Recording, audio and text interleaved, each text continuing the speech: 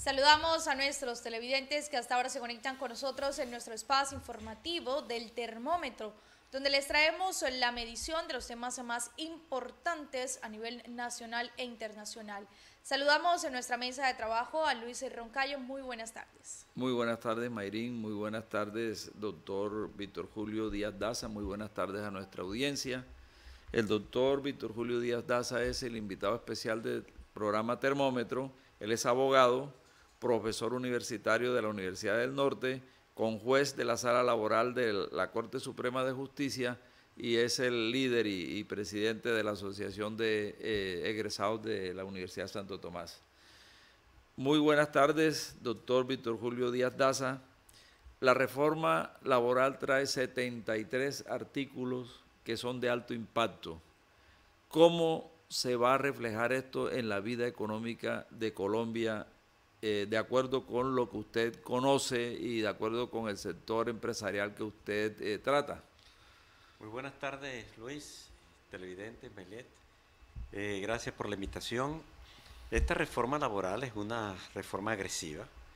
Es una reforma que tiene 33 artículos, como tú acertadamente dices, pero tiene un gran impacto para la economía y para el sector empresarial del país, porque tiene muchas cargas económicas para las empresas y es muy difícil que todas puedan cumplir con esos requerimientos que establece este proyecto de ley, el cual debe ser morigerado por los congresistas al momento de su análisis, porque es apenas un proyecto.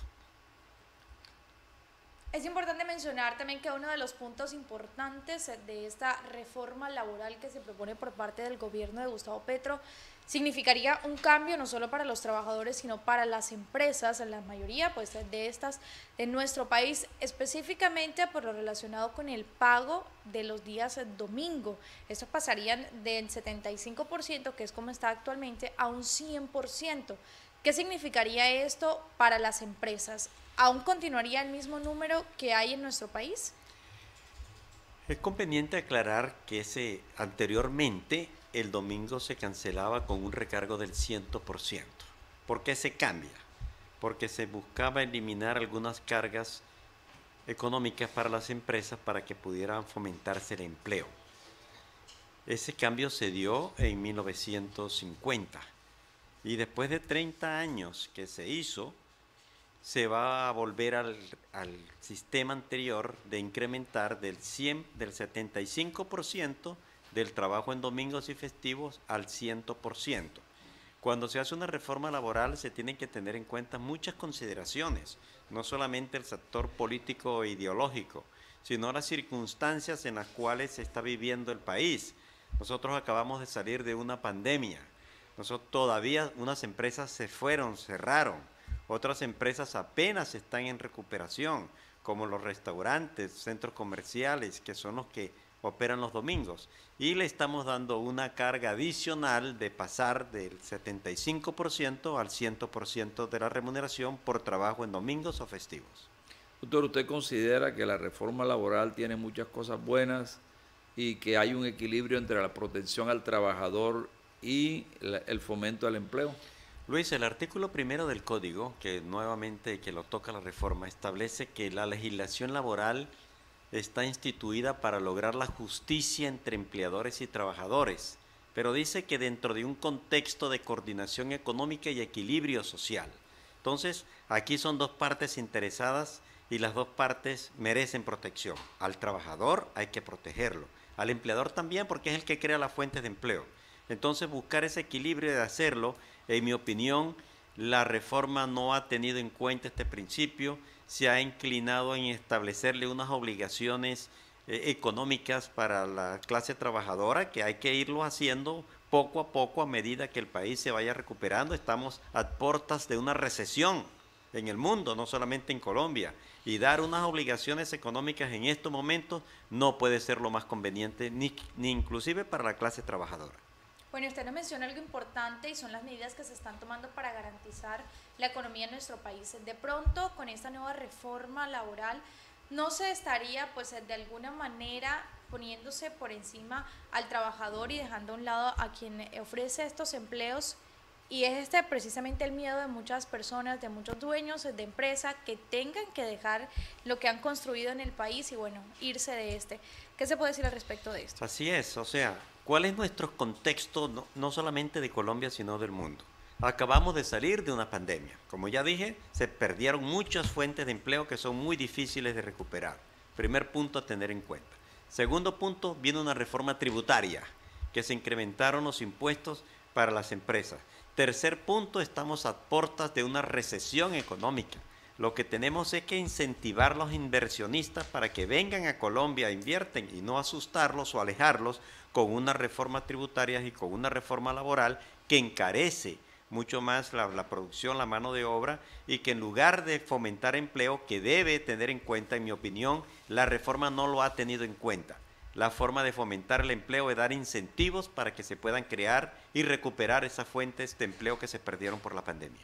Doctor Víctor Julio Díaz Daza, dentro de la reforma se está priorizando el contrato indefinido de trabajo, con lo cual prácticamente los trabajadores ganarían la categoría, digámoslo así, de estar vitaliciamente contratados.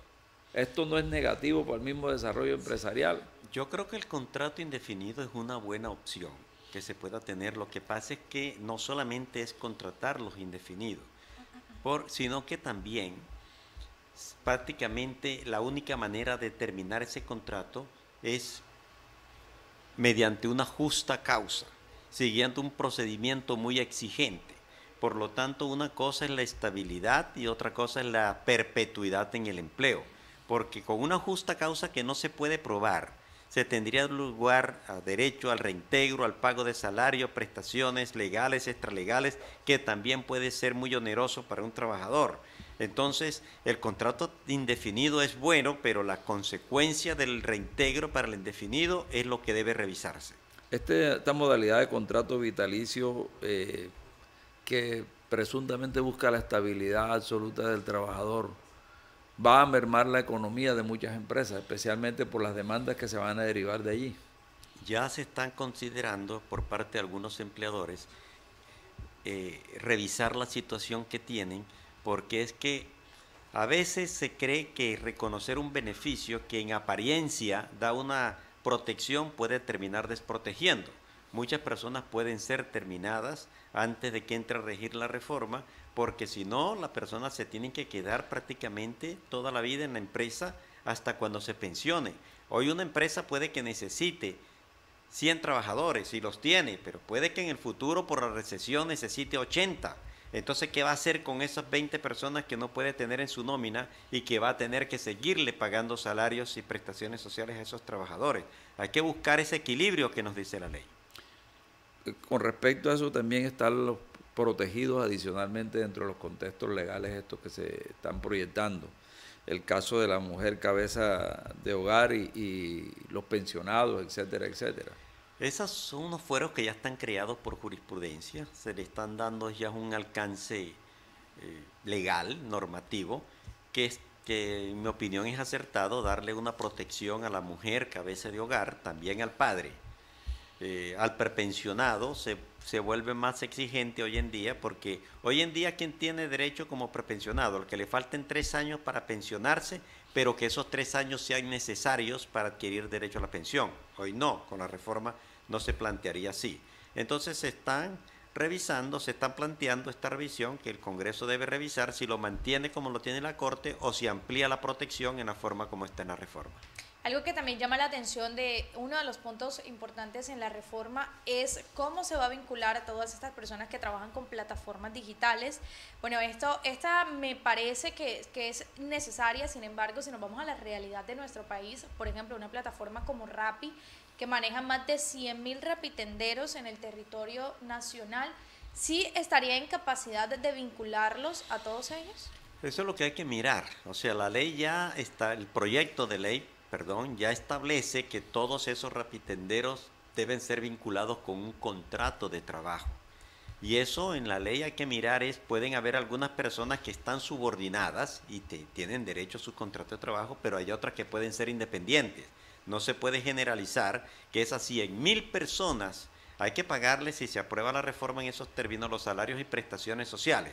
Eso tiene un costo más o menos del 50% adicional de lo que se viene reconociendo. Alguien lo tiene que pagar, o el cliente, o el contratante, o de alguna manera tiene que salir los recursos si se llega a aprobar la reforma en esos términos. Doctor, como garantía de los derechos de los trabajadores, normalmente se vienen las negociaciones colectivas en las empresas. En este caso del proyecto de ley, lo que se busca es un proceso de negociación colectiva por sectores.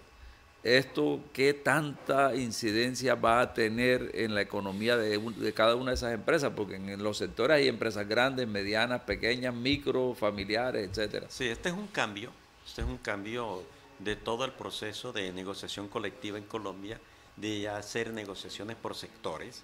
Y eso, pues, aunque la ley permite que se puedan establecer algunas condiciones especiales para las pequeñas y medianas empresas, es un cambio que hay que ver su evolución, en el cual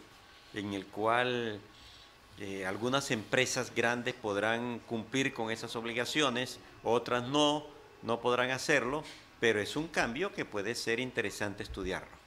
Siendo que la gran mayoría de empleo en Colombia lo aporta la pequeña, la mediana y la microempresa, el impacto va a ser alto en la economía, doctor. Es que estamos legislando para empresas grandes, para empresas multinacionales, y la mayoría de los empresarios en Colombia, yo diría más del 85-90%, son pequeñas y medianas empresas.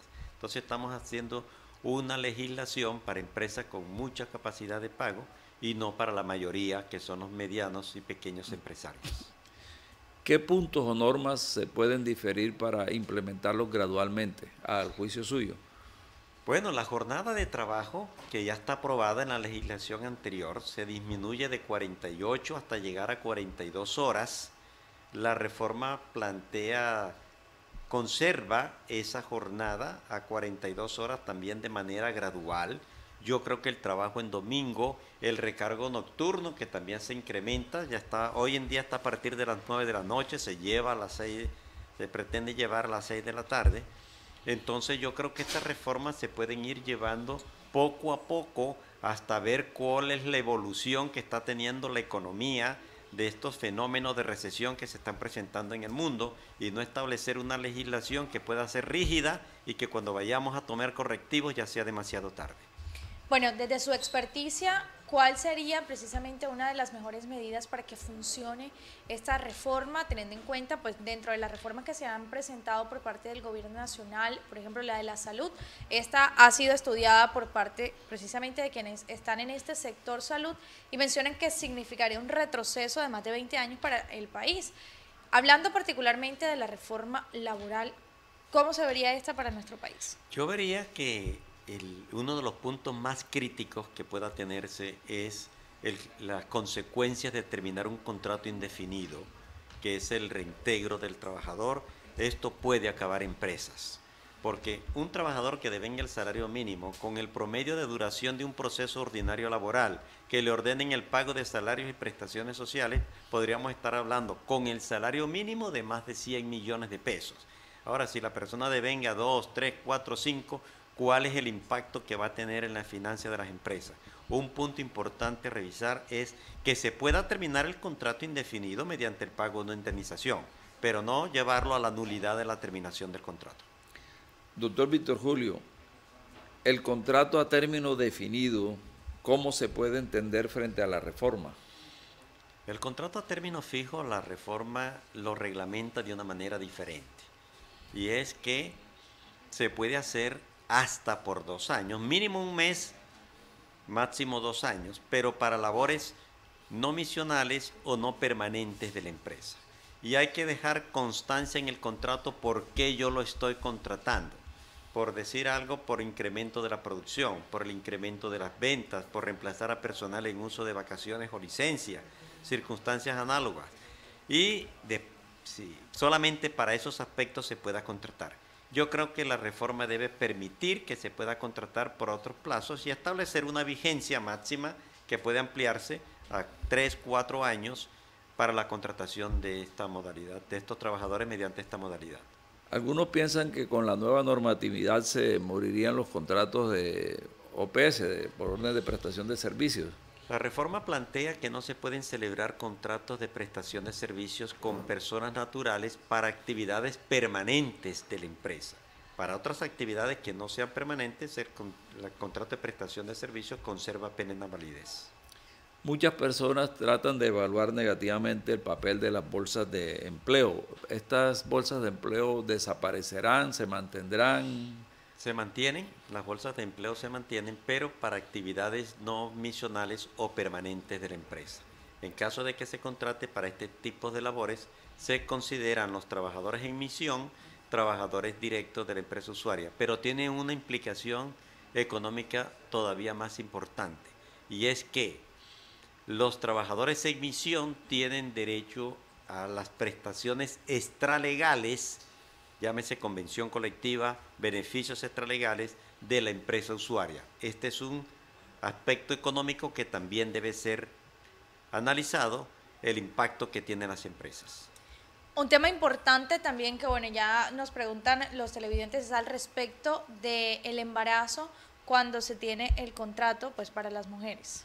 El embarazo tiene unos cambios, para mí no tan impactantes, y es que la presunción del despido de la trabajadora embarazada está hasta el día 126, que son las 18 semanas después del parto, aun cuando la protección es hasta los 6 meses, y la reforma la lleva definitivamente a 6 meses esa protección, que puede ser adecuado porque la mujer ha sido discriminada en el aspecto laboral y la maternidad no puede ser un motivo de discriminación. Y la reforma también lleva a que esa protección se le extienda al padre de ese menor siempre y cuando sea su compañera permanente y esté afiliada a la Seguridad Social como su beneficiaria. Doctor Víctor Julio Díaz Daza, para usted, ¿qué es lo excelente de la reforma? ¿Qué es lo bueno? ¿Qué es lo regular? ¿Y qué es lo malo? Lo bueno es que se están analizando estos puntos. Hay una comisión de concertación laboral y siempre el diálogo debe ser el motivo para analizarlo con algunos ajustes. Lo bueno es que se plantea una negociación y de todos esos puntos planteados debe salir un resultado consensuado que apoye el empleo, que cree el empleo y que proteja al trabajador. Eso es lo bueno, que se inicie un diálogo para mirar qué se puede mejorar, qué se puede reformar para los beneficios de las dos partes. Lo malo a mí es las consecuencias de la terminación de un contrato indefinido, porque esa nulidad conllevaría el reintegro y el pago de los salarios y prestaciones sociales. También lo malo es que no se contemplan algunos beneficios para las empresas. Por ejemplo, podrían establecerse que las empresas que contraten menores, que contraten jóvenes, que contraten mujeres, tengan unos incentivos tributarios. La reforma no lo contempla. ¿Y el caso de las personas discapacitadas, por ejemplo? Ese es un gran caso que para mí es también que vale la pena analizar muy fuerte. ¿Qué tenemos hoy en día? Un fuero de salud que no está definido exactamente quién lo tiene. Aquí se abren dos fueros. De ese, el de salud, que para que lo tenga la persona, se requiere que tenga una enfermedad grave que le imposibilite sustancialmente la prestación del servicio, sin existir un contrato, un porcentaje de pérdida de la capacidad laboral, pero crea un fuero para discapacitados. Entonces, el fuero de discapacitados, al abrirlo, se requiere la autorización del Ministerio del Trabajo en los dos casos. En estos casos hay que ser realistas, y es que el Ministerio en el 99% de los casos no concede la autorización en un trámite que no es tan expedito, y además contempla la reforma lo siguiente. Supongamos que una empresa quiere contratar a una persona con alguna discapacidad. Es una persona invidente, es una persona ciega, es una persona paralítica, y la quieren contratar.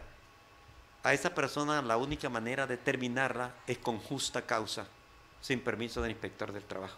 Entonces, eso va a desestimular que esas personas que tienen derecho a ingresar al mercado laboral no las contraten. Así es, doctor, y especialmente porque la nueva visión que tiene la sociedad alrededor de estas personas es que son seres sin límites, que no se les puede encasillar por el hecho de tener una discapacidad. y tienen todo el derecho de intentar de ingresar al mercado laboral, pero con estas normas, en lugar de protegerlo, decirlo, es que solamente con justa causa lo puede despedir. ¿Cuál es la consecuencia? Pues que no lo van a contratar. Y lo que tenemos es que brindarle que estas personas se incorporen totalmente a la vida civil y no que con estas normas, con aparente protección, termine desprotegiéndolos. Un punto importante también en esta reforma ha sido lo relacionado con el acoso laboral y que pues esta pretende que cese. ¿Realmente se puede garantizar que en los trabajos, en los diferentes lugares del territorio nacional ya no se presente esta situación? En Colombia tenemos una ley que es la Ley 1010 del 2006 que regula la protección en toda forma de acoso laboral, establece unos mecanismos de prevención de acoso laboral, establece unas sanciones para el acosador y para la empresa que patrocinó ese acoso, entre ellos una protección que no pueden ser despedidos el trabajador que denuncie un presunto acoso y los testigos que cita. Se pueden mejorar, siempre hay normas que se pueden mejorar o temas que se pueden mejorar. Yo creo que vale la pena revisar qué caso se ha presentado para ver qué se puede hacer para mejorar esa protección que requiere sobre todo la mujer para no ser víctima de acoso. Doctor Víctor Julio Díaz Daza, a nombre del Termómetro y de CTV Barranquilla, le queremos dar las gracias por su participación tan importante y la claridad con la que usted está viendo esta reforma laboral. Con todo gusto, esa es una expresión desde la academia, desde mi ejercicio profesional que tengo, lo que yo creo que esta es una buena oportunidad que tienen todos los sectores de la sociedad para sacar adelante una reforma en beneficio de todas las partes que proteja al trabajador y que fomente el empleo. Claro que sí, muchísimas gracias por habernos acompañado en nuestro espacio del Termómetro para hablar sobre este tema tan importante, entregarle contexto a nuestros televidentes al respecto de esta reforma laboral. Con eso terminamos nuestro espacio del Termómetro. Recuerde que si se perdió algo lo puede revivir a través de nuestra página web www.tvbarranquilla.com. Yo soy Mayrin Pedraza y nos vemos más adelante con más información.